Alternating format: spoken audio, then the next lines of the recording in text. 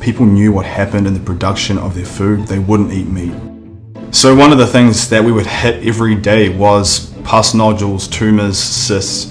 It was something that we would hit on a daily basis. So here's one that's running along the shoulder blade.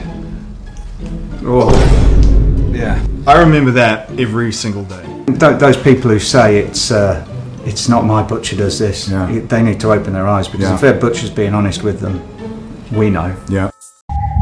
This TikToker was surprised to find parasites in the wild salmon from Whole Foods. But did you know that according to the British Columbia Centre for Disease Control, 75% of wild salmon is infected with parasites? And that salmon from fish farms can have an even higher number? In fact, parasites are so rampant that the farmers use high amounts of antibiotics and pesticides as an attempt to keep disease in check. But people end up eating these worms anyway.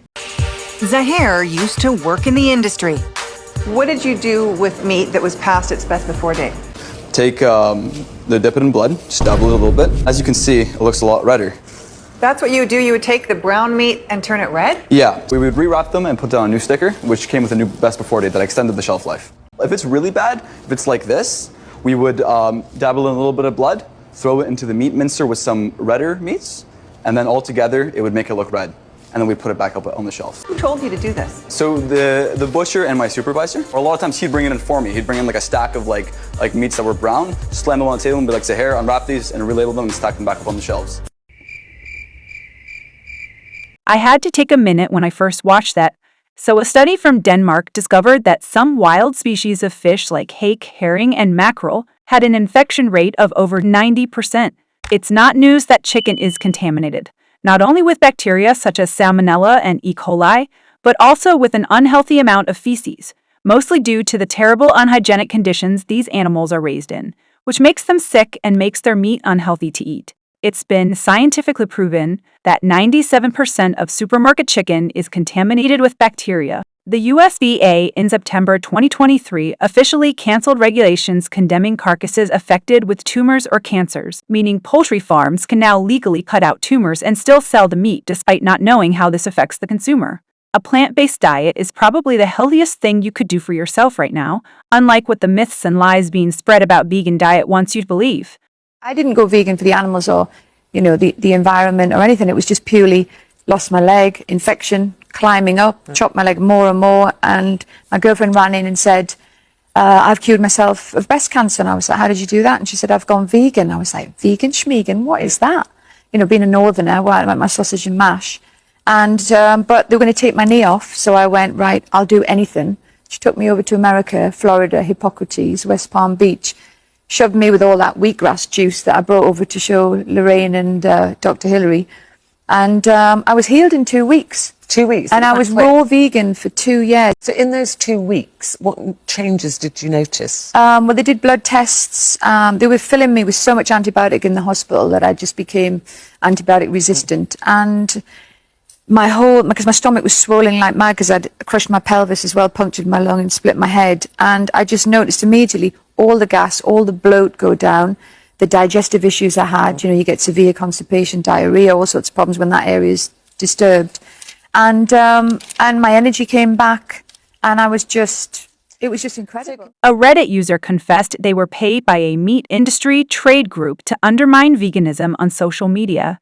The user claims they were paid $17 an hour for the work. For a year, I worked for a meat industry trade group. I won't say which one, but they are US-based. My job was to go on sites like this and discredit veganism. We'd make multiple accounts and pretend to be vegans who had bad health outcomes. Or we'd pretend to be vegans and we'd push the vegan subs to be more extreme and therefore easier to discredit. It was pretty gross. I knew it. I did it anyway. The pay wasn't worth it. I signed an NDA as well.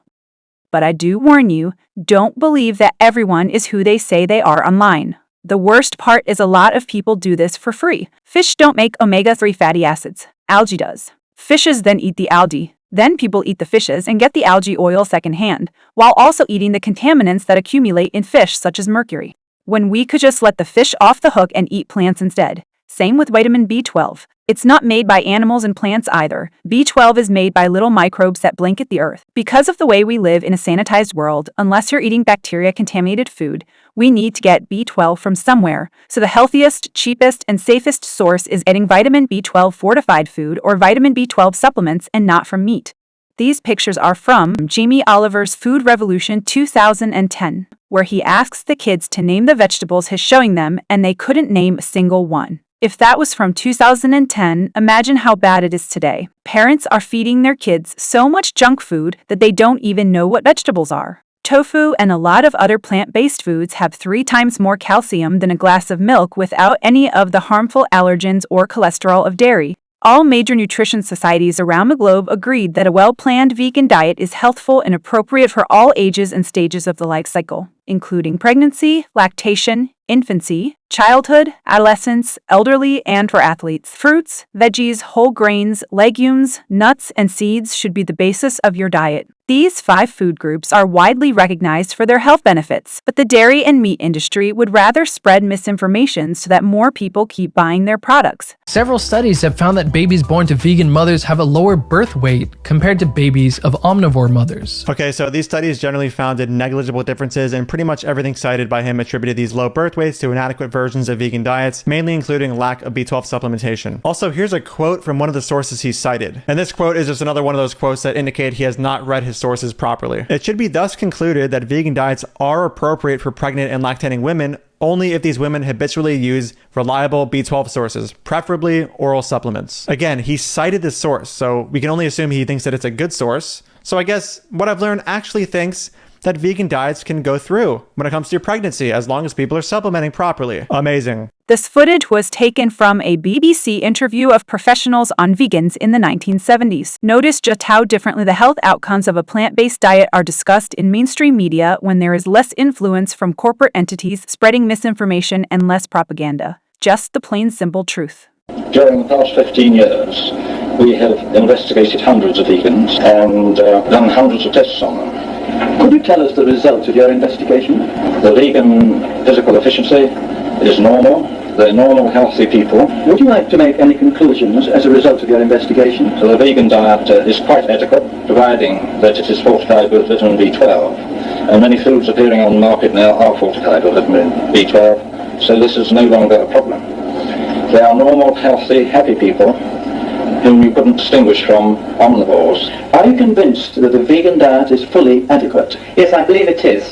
Do most nutritionists agree with you? Yes, I think in the main they do. Vegans are a very interesting group of people to study because their diet is very similar to most people in the world. If we look at the disease patterns in these developing countries, they have very little heart disease, very little cancer of the colon, whereas in the Western countries, such as North America and this country, we have a lot of heart disease and cancer of the colon. And we found that vegans are probably less prone to get heart disease and cancer of the colon. How about animal fats being necessary for brain development? This is not true. A theory was put forward based on experiments with carnivorous cats, and we found that vegans can synthesize these special fats from plant fat.